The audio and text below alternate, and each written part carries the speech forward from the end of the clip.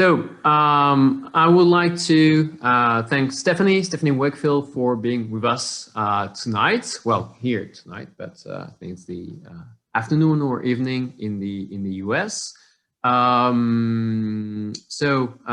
Stephanie is an urban geographer. She has published two books, one in her own name, which is entitled Anthropocene Back Loop: Experimentation in Unsafe Operating System. We have this book in our library because it's an open access book, so everyone feel free to read this book. It's available, and she is the co-editor of a very interesting book I also mentioned, I think, when we were talking about resilience, which is entitled this time Resilience in the Anthropocene: Governance and Politics at the End of the World. A very good book as well. And actually, I think one of your co-editors has just been participating in a talk, of course on Zoom, but in France a few days ago. It was pretty interesting. So I think Stephanie is one of the most interesting people right now who's talking about the Anthropocene, and there are a lot of people writing and talking about the Anthropocene, so that says something really. And I think also there are some resonances between what she's doing and what we're trying to do here within the master and within the Closing Words project. So it will be good to engage with her work with that in mind. So Stephanie, thanks a lot. I'm really happy to have you here, and I'm now leaving the stage to you, and we'll be happy to have a discussion after your presentation. So thanks a lot. Sure. Yeah. Thank you so much. Thanks for inviting me to talk, and thanks in general just for getting in touch, because I wasn't familiar with your program or your work, the language divide and all of that. And I find it extremely interesting.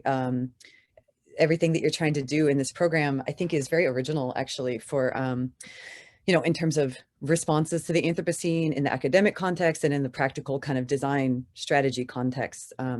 So I am personally really curious to learn more about what you guys are working on over there, how you're thinking about design in the Anthropocene, or de-design, I don't know how you put it. And I too recently have been kind of thinking down these lines a little bit, and I'll talk about that later in my presentation.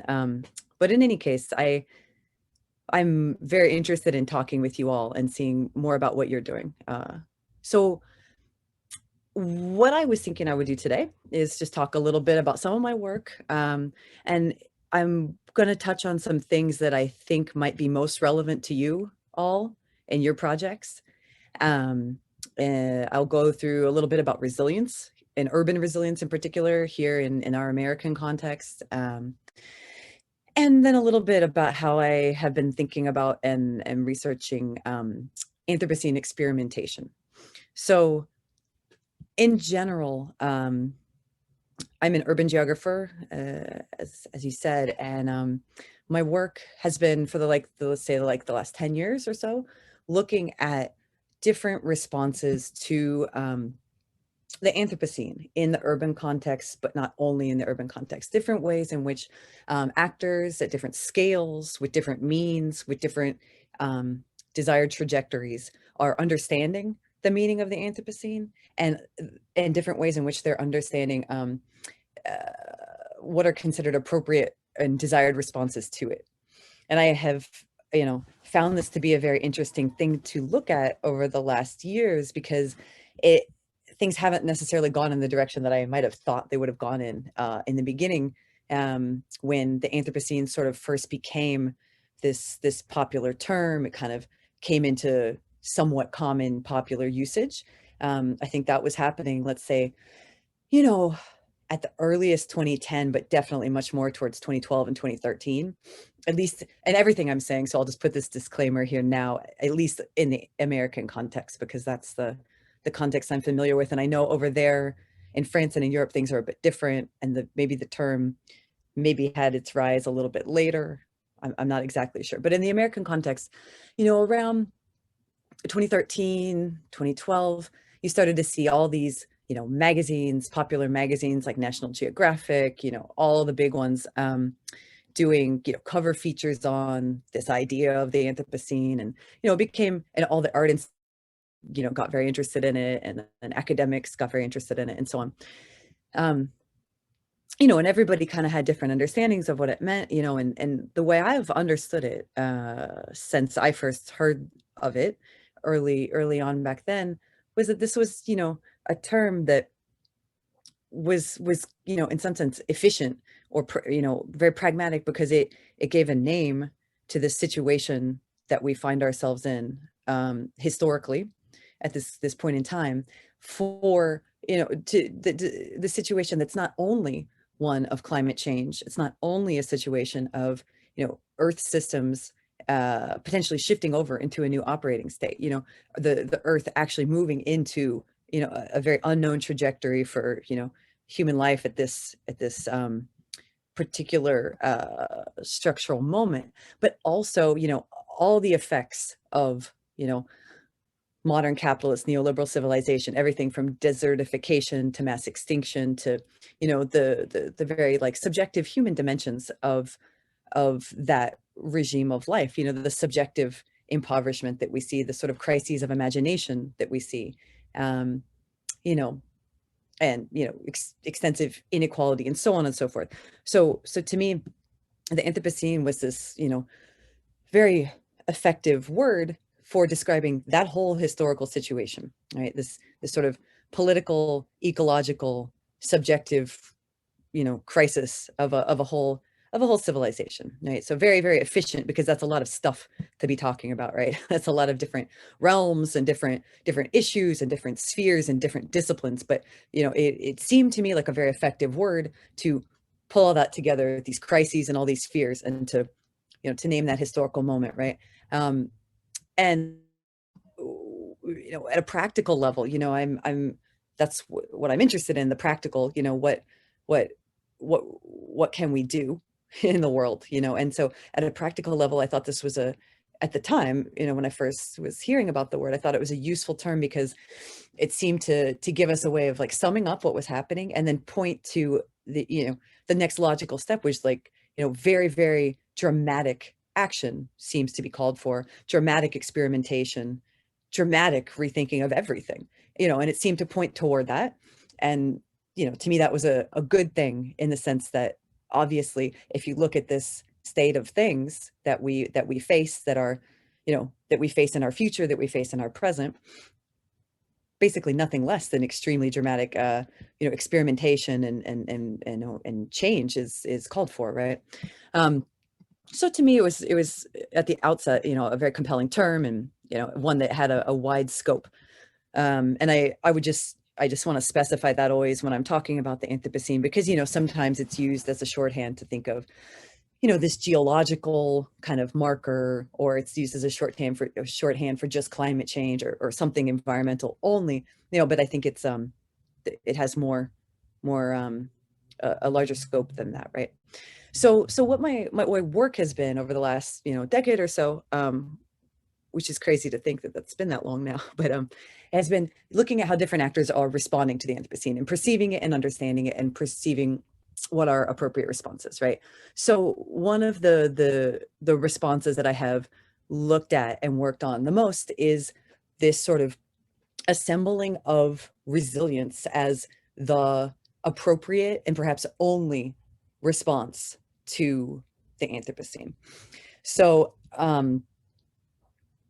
this has been part of a larger sort of turn towards experimentation, but they're very connected, and I'll talk about that as I go. With resilience, it's a very interesting thing, because it is a term that has become ubiquitous. I don't know to what extent in France it's ubiquitous, but in America, it is absolutely ubiquitous now. It is there now too, right? I see some of you nodding. Yeah, okay. All right. Yeah. In America, it's, every time there's a disaster, like, I don't know if you saw in the news, but a couple of weeks ago, there was this, historic, unprecedented winter storm that hit Texas, and there were millions of people without power. People died from hypothermia. They were just covered in sweatshirts. They had no power, no heat, nothing like that. After every disaster like this, every hurricane, every next event, just the next line is, how do we build more resilience? How do we make our cities more resilient? And that's considered the way forward. And there's the Rockefeller Foundation, which has put a lot of money into positioning resilience as the only response. They had a little movie about resilience, and it was called The Resilience Age. And they said, this is the resilience age, and you're kind of seeing these flashing visuals of these slums in some cities, and dramatic green infrastructures in other cities, and this kind of flashing through, and it says, this is the resilience age. There's no other way. And this has become kind of the common sense in terms of what can be done. Well, what can be done, according to this narrative, is become more resilient. So become more resilient, meaning build the sort of abilities of systems, and in particular urban systems, but all systems, infrastructural systems, communities, and so on, build their ability to absorb disturbance and still retain the basic function and structure of that system. And what I have looked at quite a bit over the last years is how this framing of what's needed, in the Anthropocene has been sort of constructed and made common sense. Because I think that's pretty important, given its ubiquity and given its sort of naturalness, the way it's portrayed as a natural response. I think it's very important to kind of situate it and look at actually how it got put into that position as the correct response. Because obviously this is only one situated response. There are many. There could be many. There are different responses. You guys are working on a different response already. I'm working on different responses. Lots of people are working on different responses, and yet this one kind of dominates. So what I have looked at is in the urban context, how in New York City, actually, this was a term that really got put to the fore and given a specific meaning in the wake of Hurricane Sandy, which hit New York in 2012. And I don't know if you guys even remember that happening, or if it even seemed like anything important from your perspective. But, I was in New York at the time, and in America, it was a big deal because it was the first time this large storm, but actually, relatively speaking, not that large. It was only a Category 1 storm, hurricane hitting, the capital of capital, New York City. This, city always portrayed as sort of invincible, right? Even terrorism couldn't, shake it. But this storm, you had parts of Lower Manhattan in blackout for several days. You had the subways completely disrupted. You had, cars floating down Wall Street, this kind of thing. So this was a major moment here, and this was a moment where the city got problematized in a very particular way. The city kind of got brought to the fore of, let's say, Anthropocene response in a way that it wasn't as much before Sandy. So you saw this moment where a lot of visuals and discursive framings and vocabularies and imaginaries really got circulated and hardened, and then circulated outward outside of New York City and repeated in a way that then became sort of the model that's now, kind of consolidated and considered common sense, right? But at the time of Sandy, it wasn't necessarily common sense. It was a moment where we really saw that get drawn together, which was very interesting. And looking at that moment and thinking about that moment, I think, is very helpful, because it reminds us, how there could have been other responses, and that this particular response, is a specific way of thinking about the Anthropocene. So what was that framing? That framing after Sandy was that cities are now vulnerable to the effects of climate change. They are vulnerable to rising seas. They're vulnerable to flooding. They're vulnerable to these storms that we're going to be seeing more and more of, given current trajectories. And then, given the continuation of modern industrial society, we will be seeing intensifying hurricanes. We'll be seeing much more flooding. We'll be seeing cities inundated at some point, that kind of thing. So cities are vulnerable. And in particular, what's vulnerable about cities are these interconnected critical infrastructural networks, financial institutions, supply chains, energy grids, things like that. So this is kind of a new way of thinking about cities. Of course, cities have been, long thought about as these kind of places of, there's always, crime and, threats from the populations that have to be kind of controlled and, da, da, da.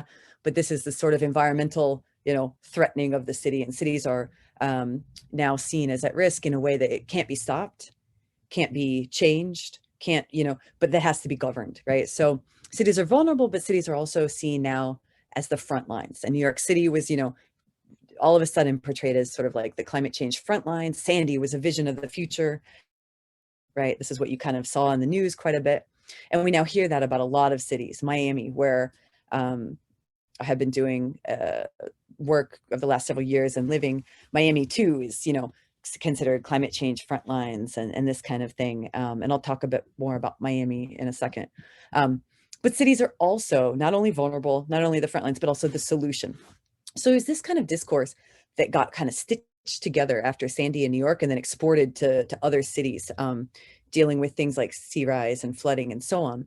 And the idea is that cities are the solution. So, obviously we're not going to question the existing form of the city, right? But the city can be reworked in such a way, the infrastructure of the city can be reworked in such a way so as to preserve those kind of systems in this new environment of sort of ever-present risk and disaster.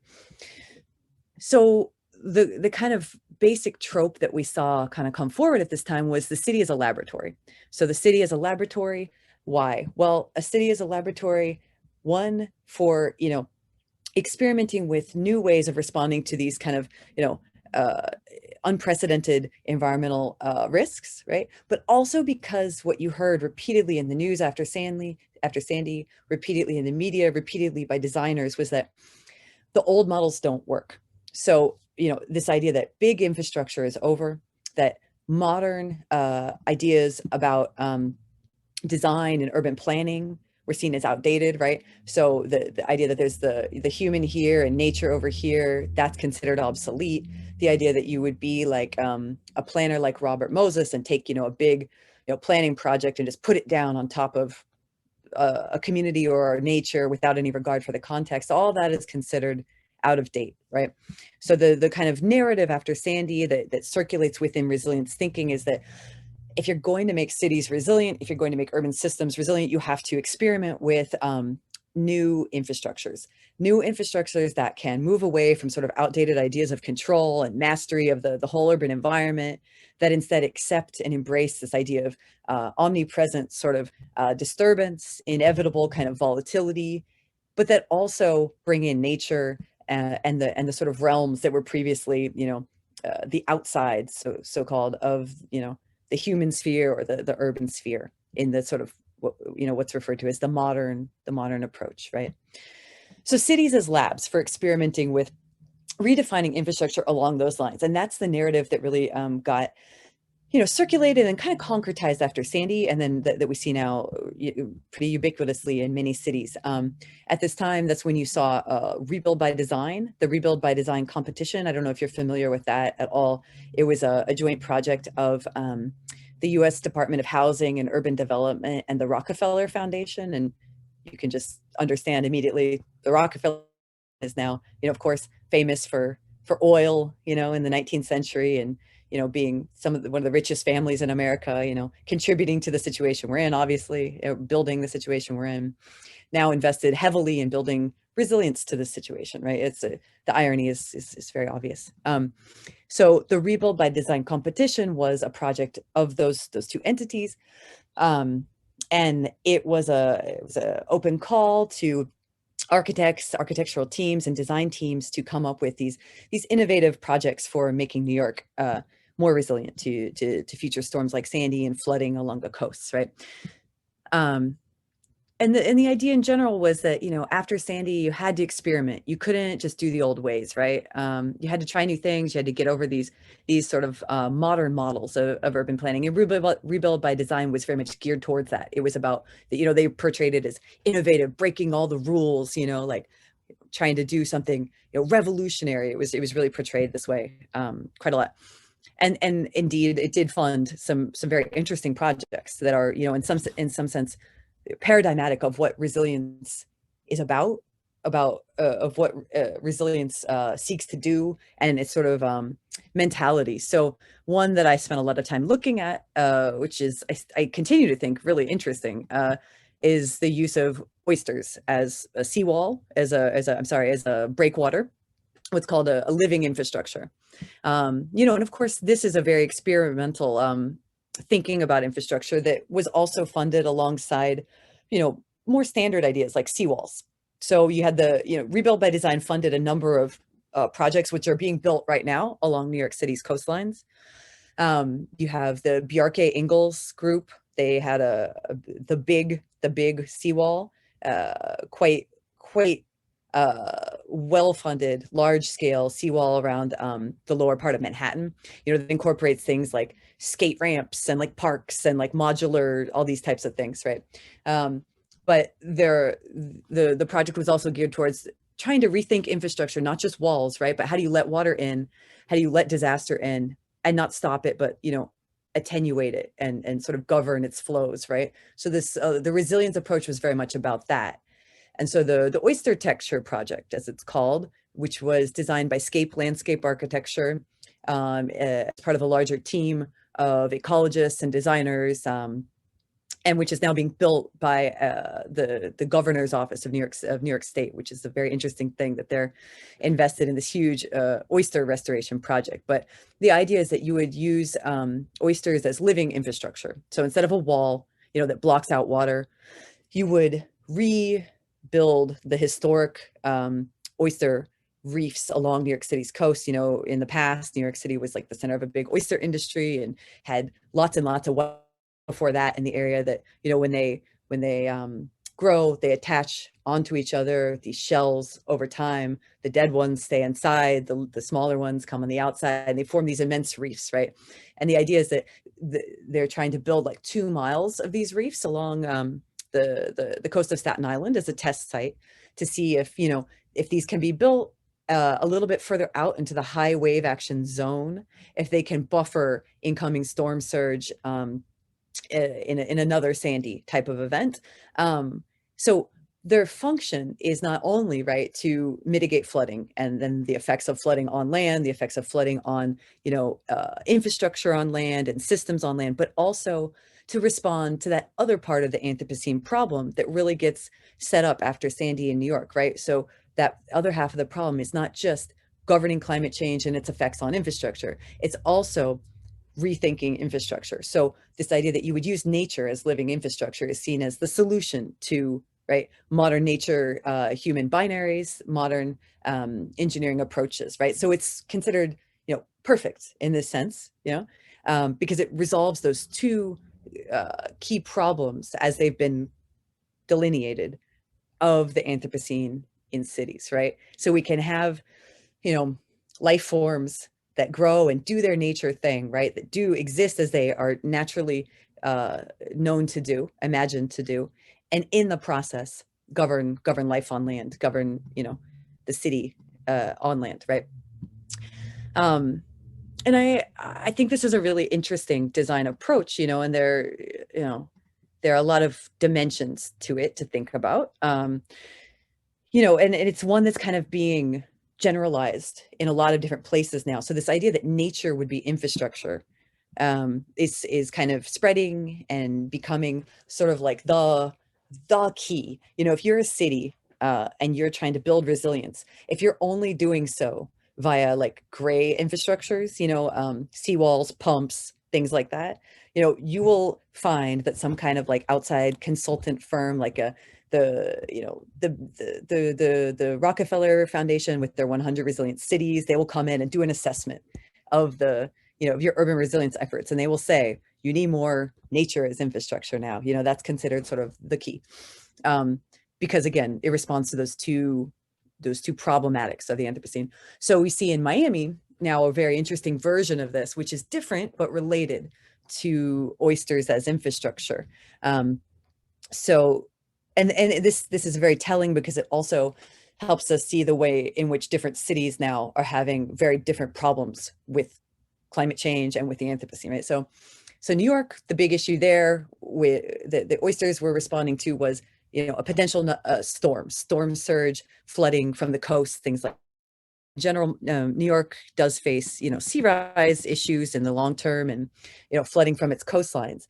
But in the end, probably, it will be possible for planners and the government to kind of secure that city and the existing coastlines for some time, because the water is coming from the outside, from the shore.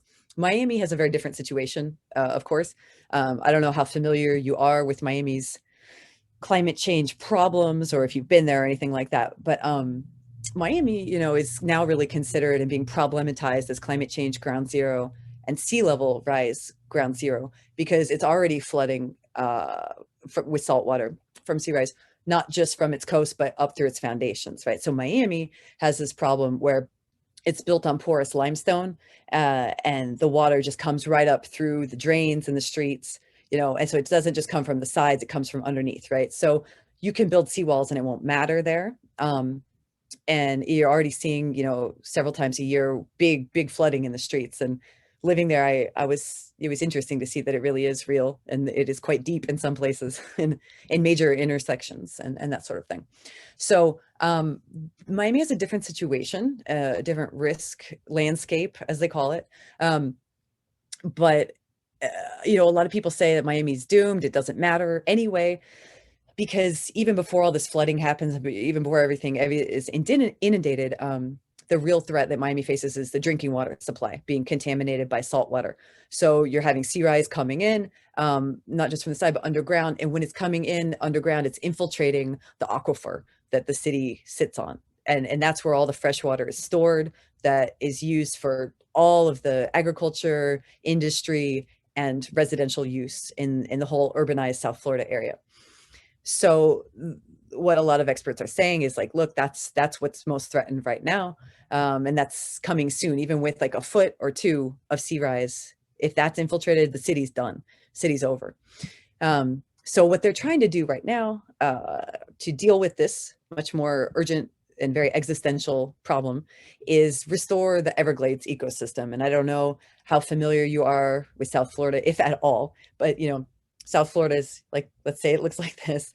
You have a thin urbanized, very, very dense, but thin urbanized strip along the eastern coast, Atlantic Ocean over here. And then the majority of the rest of that region, for just 18,000 square miles, is the Everglades, a wetland subtropical ecosystem that historically covered most of South Florida in flowing water that, slowly trickled south this way out into the bay, into the ocean. And then this system, of course, this wetland system has in the modern engineering moment been completely drained or dammed or compartmentalized, such that its flows don't move in the way that they once did. And the idea now is that, whereas in the past, the Everglades and all this wetland and swampiness and all that was considered an absolute impediment to the city, in the same way that, nature, oysters in New York were once considered just not important to the city, the Everglades were considered the thing that had to be drained for urbanization to occur. Now it's the reverse. The idea is that only if they can restore these flows of this massive ecosystem to their natural, so-called natural state, this will provide the solution to the drinking water problem by those flows of fresh water coming down south, but also seeping down through the ground into the aquifer and providing the right kind of pressure against the salt water coming in. So salt water is coming in from the east, kind of like a wedge like this. But the idea is if you can get that fresh water back, it'll act like there's a lot of military terms used for it, but some kind of an army. They describe it as an aquatic army pushing the drinking water forward and protecting the city's water supply. So in the way that it's being talked about now, the Everglades and nature in this sense are seen as existentially crucial to the city. So they're being brought into the city in this way. And so there's this very, very large scale very, very large scale restoration project going on. It's called the SERP, the Comprehensive Everglades Restoration Plan, 18,000 square mile engineering project of trying to, that's being run by the Army Corps of Engineers, who are the same entity which drained the Everglades in the first place, and which are, so well known for that very, modern engineering approach that tames and controls nature, right? And sees nature as just a resource, or right, something to be damned. Now they're in charge of revitalizing nature, right? But in the service of the city. And of course, this is not a matter of returning nature to just some natural state, even though it's described that way quite often. It's a very large scale engineering project, that's about, in some cases, blowing up old bridges, going in with dynamite, getting rid of them, or taking roadbed that is a big highway that crosses through all of South Florida, across the Everglades. It's about, they come in now, with, large scale machinery, and remove that roadbed, and they're building an elevated road to let water pass under it across the system.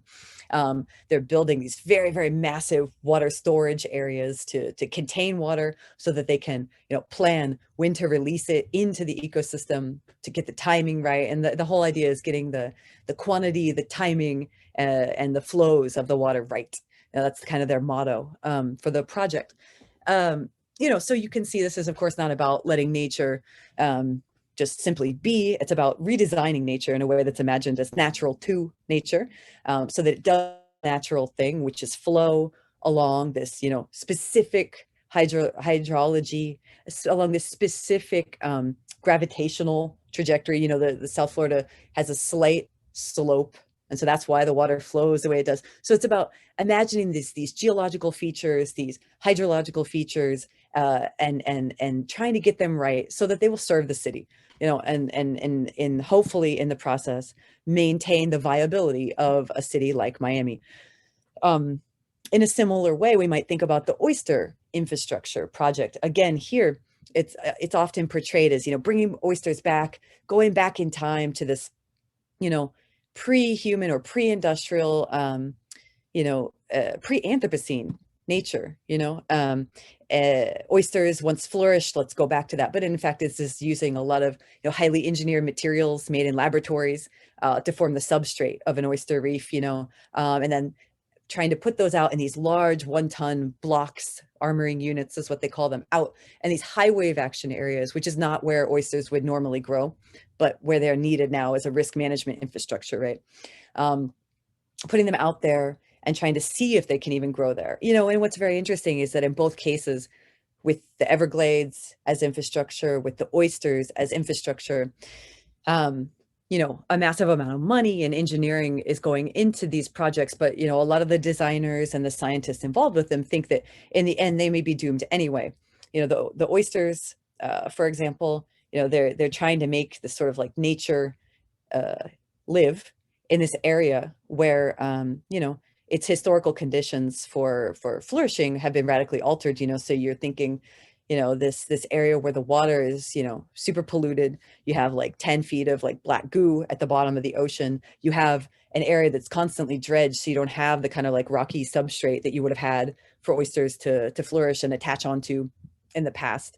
And some of the ecologists who are involved in this, who are really, invested in oyster restoration, they want that to occur, but they think it might just end up being some shells washed up on the beach and oysters not really taking hold, because that's been a big challenge in New York as it is, getting oyster reefs to form at all in the sort of small scale experiments underway with that.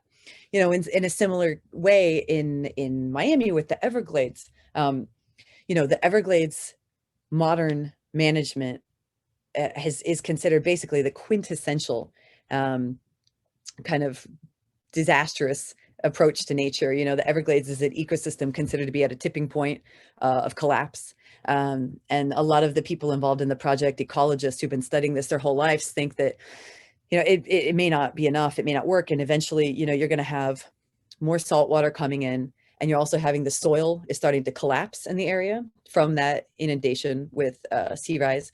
And eventually it's just open water. Then you have kind of an extra dimension to that, which is that the peat soil that is what is already collapsing, it contains a lot of carbon dioxide. And so if it does collapse, there's a big chance that it might move, that all that soil in that area might move from being a carbon store to a carbon emitter. So you might have this really big shift where we don't have a resiliency infrastructure, we have something contributing to the ongoing catastrophe, right? So these are some of the sort of interesting aspects of what are considered resilience infrastructures and sort of paradigmatic resilience infrastructures. With nature as infrastructure, I think that we're seeing something that on its own is very interesting, that reworks a lot of the modern approaches to urban design. And it redefines, it's an interesting thing because it's sort of like a double biopolitics. So you have on the one hand, the search for these new kind of infrastructures that will, in the traditional sense, secure neoliberal forms of life on land, right? The same sort of systems, the same regimes that are producing these disasters that now have to be governed. But doing so is now also this sort of other biopolitical or even geopolitical in a certain sense project, in the sense that it now is seen as requiring making other life live, other non-human life live in a particular way. So trying to get nature to do what it's imagined to do naturally, trying to, get that sort of Holocene nature, that pre-Anthropocenic nature to exist again, so as to govern Anthropocene nature, right? And what's very interesting is that within, sandwiched in between those two, natural nature and unnatural nature is the existing systems, the existing urban space, the existing urban society, the entire regime that's sort of, producing this situation in the first place, right? And that's what's very naturalized in all this kind of discussion about what's natural and what's not, right? And so we have, this very interesting relationship between resiliency infrastructures like these and modern infrastructures, right? So, resiliency infrastructures, this is really important to think about, I think, and I think it's central to their definition. Resiliency infrastructures don't replace modern infrastructures. They don't replace, industrial infrastructures. They're this whole other stack, and to use Benjamin Bratton's term, this other stack that's being deployed to manage the effects of modern infrastructure. So they sit next to them, to mitigate them, and so they're this other layer added on, right? They don't stop the disaster whatsoever. And it's a very interesting thing to think about, all this experimentation being put toward, sort of preserving the existing system. And it's in New York, the oyster reefs, like one of the things that designers are really concerned with, had to be concerned with legally, was that they don't interrupt, shipping lanes that, bring in all these big oil tankers, and all the, big container ships and all that type of thing to the big ports that are right there, right? They're actually literally like right next to these things, and they have to coexist. And in Miami, what we're really seeing is a very, very clearly economic kind of project of, making sure that, Miami's a place that's really built on international investment, tourism, and real estate. It's what it's absolutely reliant on for its continued existence. And so a lot of these resilience projects are very much geared toward, maintaining investor confidence, showing this image that Miami is still viable financially, a good place to park your money, or to wash your money, or what have you, and showing that the city can handle these problems, right? And at the same time, signal. So that's, on the one hand, it's resilience is a signal to the sort of investor community and the real estate community. But by incorporating some of these more nature-based infrastructures, it's also trying to signal to the resiliency community, because to be considered, viable and cutting edge, let's say, in the resiliency world, you have to show that you're rethinking infrastructure. You have to show that you're not just reproducing the modern binaries, right? That kind of thing. Okay. So I think these are some interesting kind of experiments that are going on, and there are all different kinds of them, right? Ultimately, what they're kind of being brought into, these different natures, and then there's also, attempts to kind of make people into social infrastructure. You have nature as infrastructure, people as infrastructure, and then of course you have things like elevated roadways to deal with sea rise, and of course seawalls in other places, and pumping systems. All these kinds of new resiliency infrastructures are being brought together into this vision of, a governed resilient city. The resilient city, has been described by the architect Bjarke Ingels as the love child of Jane Jacobs and Robert Moses.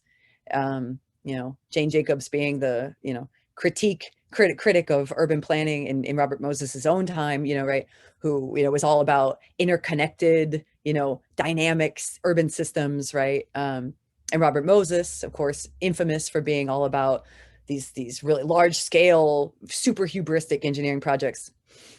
So it's an interesting thing because the resilient city vision is a vision of the governed city. So it's still extremely hubristic. Actually, it's more hubristic than ever, right? It's this idea that you could have a totally eco-cybernetic, completely controlled city made up of these like interlocking human infrastructures, ecological infrastructures, gray infrastructures, and then your traditional critical infrastructures, right? Grids and so on.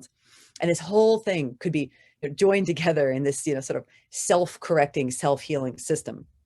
But at the same time, incorporating all the sort of critiques from the earlier forms of, critical urban thinking and urban design, right? So, getting over the city nature binary, understanding that the Anthropocene requires these new epistemologies, these new kind of, entangled meshworks, as critical theorists like to say, right? Incorporating all that into this idea of a governed city, right? So it's a very neat vision of a governed city, as I see it. And I think that it's very obvious the kinds of critiques that we could make of this, and there have been tons, especially because resilience has been, quite ubiquitous here as a trope and as an approach for, like I said, like a decade now. It kind of really got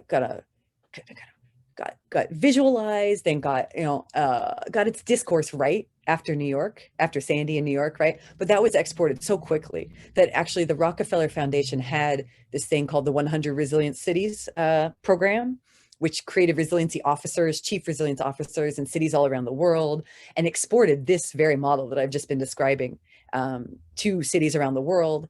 And they, a couple of years back, actually ended that program. They closed that office, the 100 Resilient Cities program, because they said, there's a lot of different reasons why that program ended, but one of the things that was said was, well, we accomplished our mission of creating a paradigm shift, right? It has worked. We have the approach out there, right? And there's been tons and tons of critical work done about resilience. It's neoliberal. It's just another name for, asking people to suffer the indignity, the horror of, neoliberal life and just get by. And all these things are completely true. There's also been a lot of critiques of like the kind of, vision of life that resilience thinking forwards, this idea that we are perpetually vulnerable, we are perpetually at risk, and that's what, not just historically we have been made to be right now, but also that we are ontologically necessarily that way. It's this kind of critique of this sort of subjectivity that is forwarded by resilience, and I agree with that completely as well.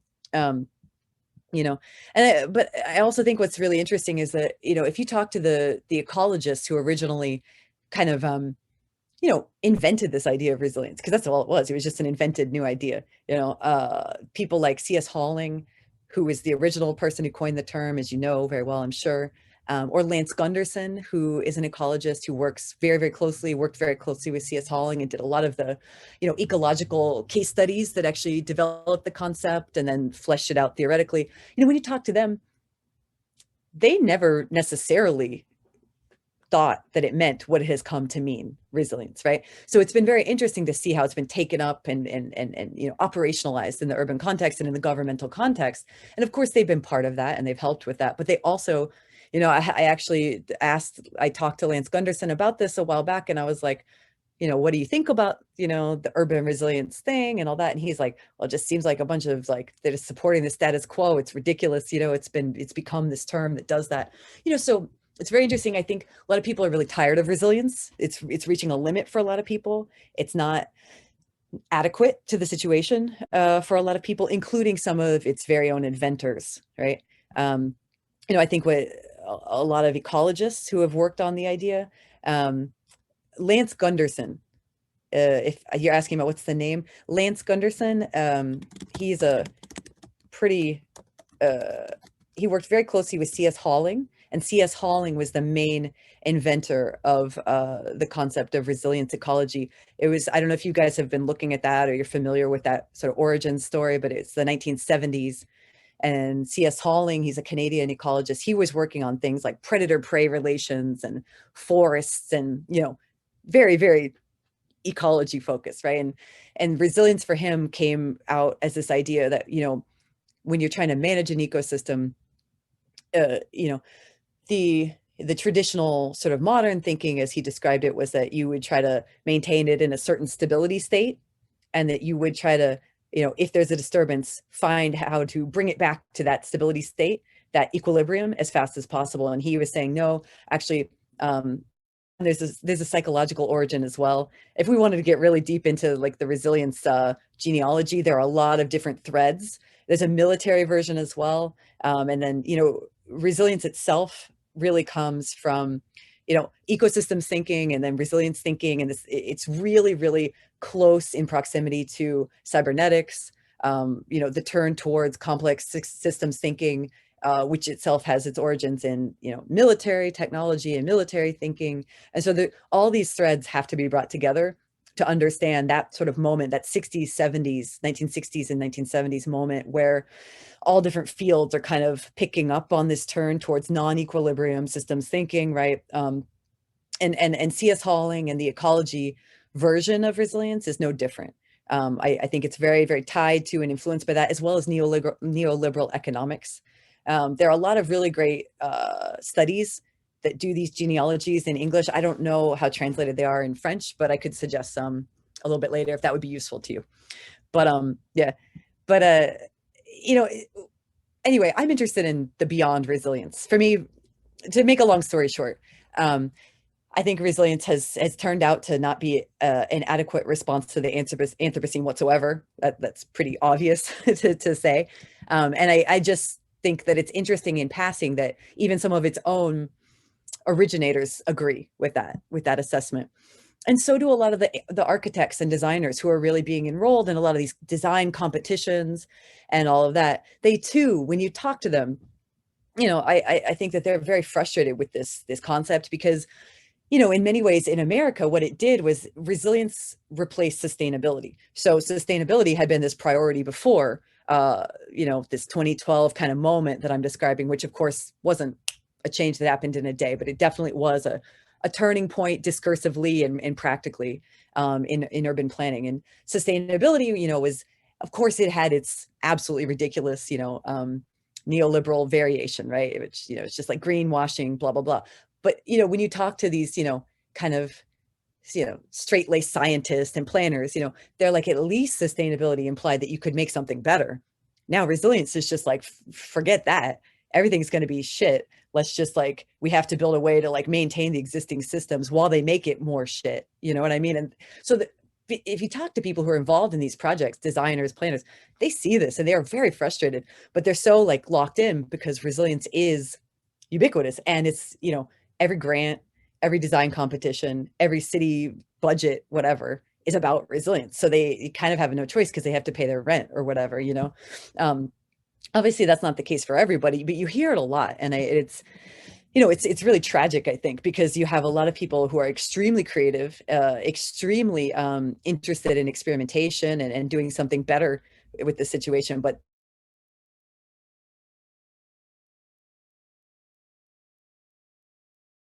so to me,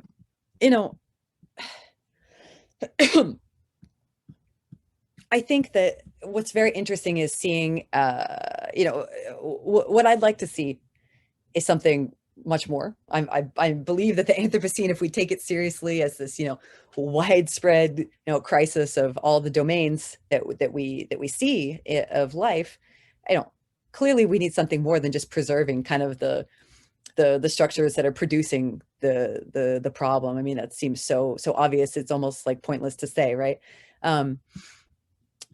But for me, I think that the question is, how do you go beyond salvaging? How do you go beyond, even thinking that the existing systems can be saved or that they should be saved, right?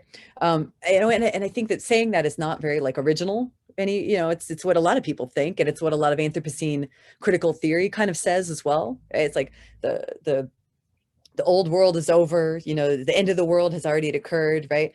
But in some ways, I think it's important that we say it hasn't already occurred, because if it had, these structures would not still be there, you know, and they would not still be producing the situation that we face now and in the future, right? So how do you actually make that the case, right?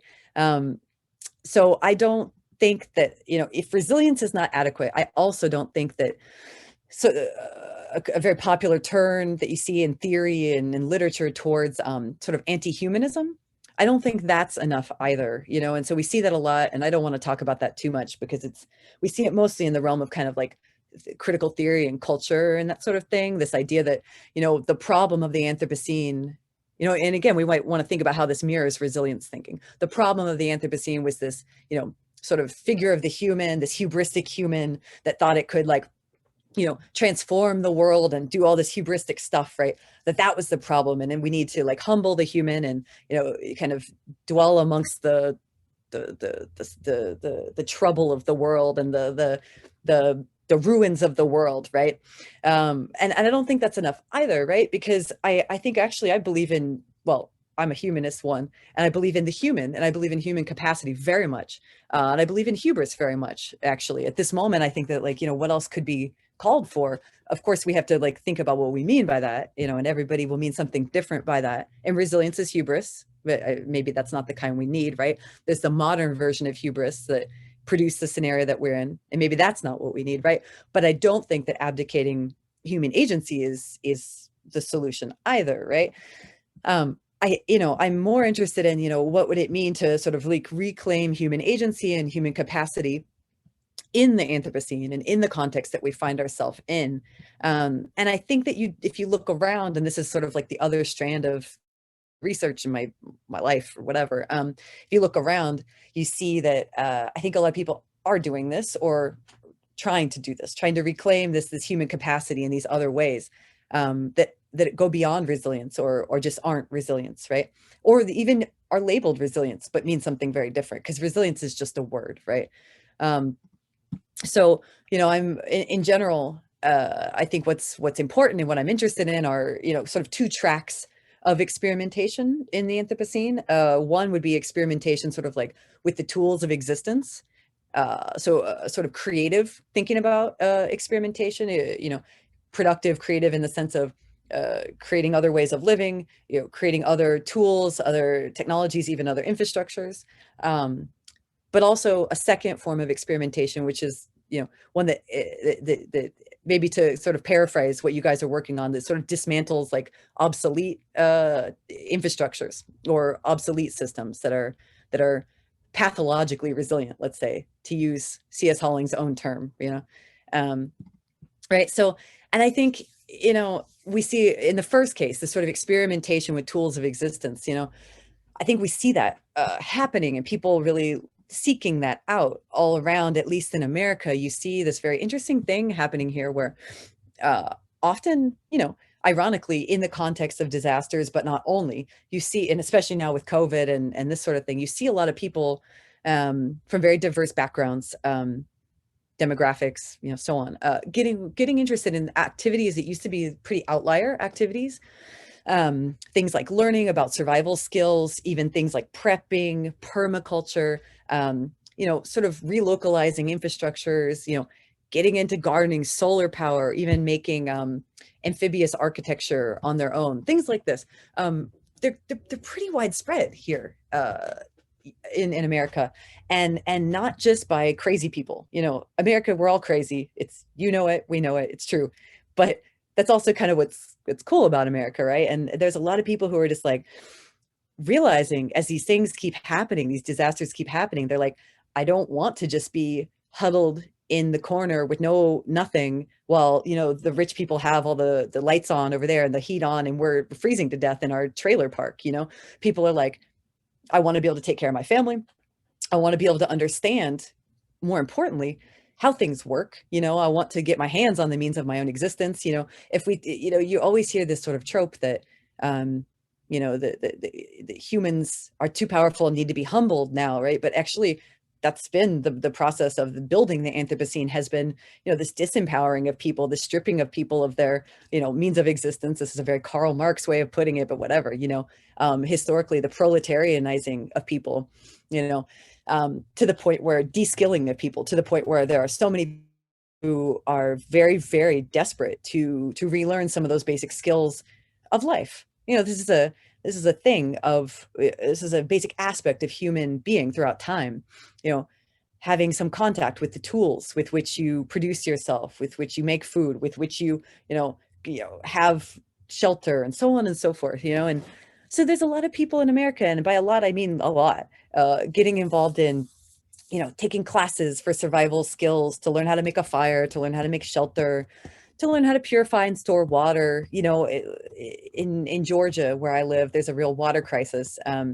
States are fighting over access to the drinking water, and there's going to be water shortages in the future. Droughts are increasing, and so on. And there's a lot of people who are very interested in learning how to have like community storage of water, just really basic stuff like this that sounds small, and it can be labeled resilience, and it can be labeled, survivalism or prepping, but it's being sought by people who are thinking about things, I think, very differently. They're actually trying to have some autonomy in their existence, and I think that that's something very, very important and worth taking seriously, and noting as this sort of like historical response to the Anthropocene right now. I'm a teacher. That's what I do for a living, and one of the things that has happened repeatedly in my classes when we talk about the Anthropocene and urban history and whatever's happening, climate change, the world, my students are always, one of the main things they want to do is just learn how to take care of themselves and their families and their communities, and like, how can they rebuild everything? What tools do they need? They want to like do this real stuff. That's what people are thinking. They want to reinvent everything. And so one of the things that we have done is create a survival skills club. And that's what happens repeatedly in classes. Students, we have people come in and we learn how to make fire. We learn how to do these things. And this is like a moment where you're in some sense, in contact with this deep human history, that's also futural in a sense. Obviously, these things are very, very small scale. These are small scale experiments with life that are underway right now, and yet I think they point to something potentially much bigger if taken up at a much larger scale. And now, when I'm speaking about those, I'm thinking about things that are, we might call them creative or productive in the sense that they're about making other ways of living or relating differently to life, right? This kind of thing, or producing oneself as a different kind of subject through the use of these kinds of tools, right? But one of the things I'm also interested in, and this is the last thing I'll say, and then I'll just stop talking because I'm sure you guys are exhausted. But it's so late there, I just realized. But the last little piece of experimentation that I am interested in, and that I think we're starting to see come onto the agenda more, is this like negative experimentation, or destructive experimentation, or dismantling type experimentation. So that seems like you guys are working on, and I think that's super interesting. I would just say that there's an example that I've been thinking about a lot in Miami again. There's all this talk about Miami making it a resilient city, and now it's being portrayed as the new tech hub and the new Silicon Valley, and it'll be resilient forever, Miami forever. But if you talk to planners and some scientists there, they think that that's all just a dream, and in the end, Miami's already doomed because of the sea rise situation, because of the geology. And so there's a politician there. He was the former speaker of the Florida House of Senators. His name's Tom Gustafson, and he and some other scientists that I work with down in Miami, they think that the only way that the South Florida region will be inhabitable by humans by the 2100 will be if Miami is just scrapped.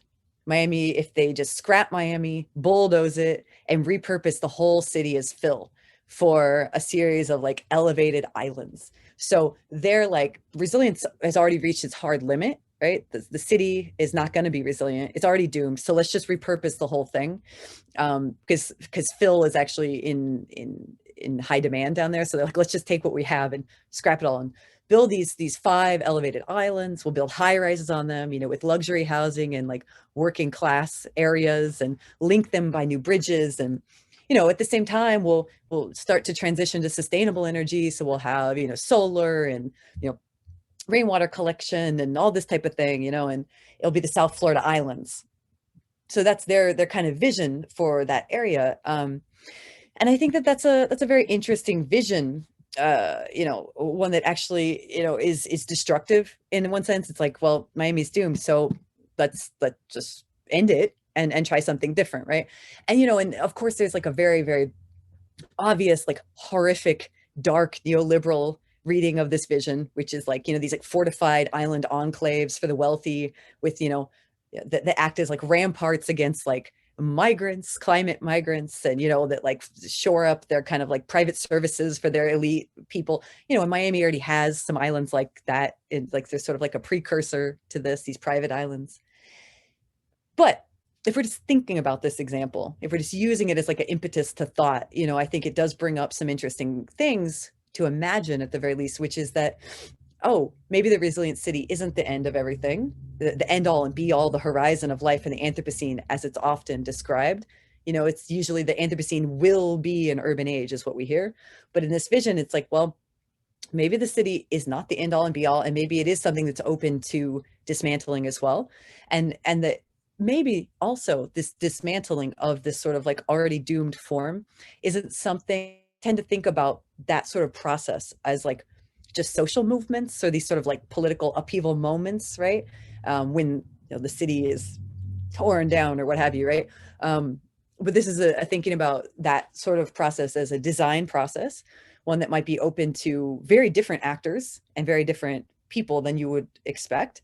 And that might also be a legitimate response to the Anthropocene, right? Along with some of these other ones that we're seeing. So I wonder sometimes if this is maybe like a nascent new paradigm that may start to gain a lot more traction as well. And it's very interesting because I've been thinking about that quite a bit over the last years. And then, you know, I was speaking with you guys recently and learning about everything that you're working on. And in some sense, it seems to me that conceptually, maybe you are thinking down these lines very much. And that's super interesting. And I would love to hear more about how you're thinking about that as well and how this relates to resilience or not. So I'm going to stop talking now and just let you guys talk if you'd like to. And if you want to ask some questions, if you just like to chat, that would be great. So thanks for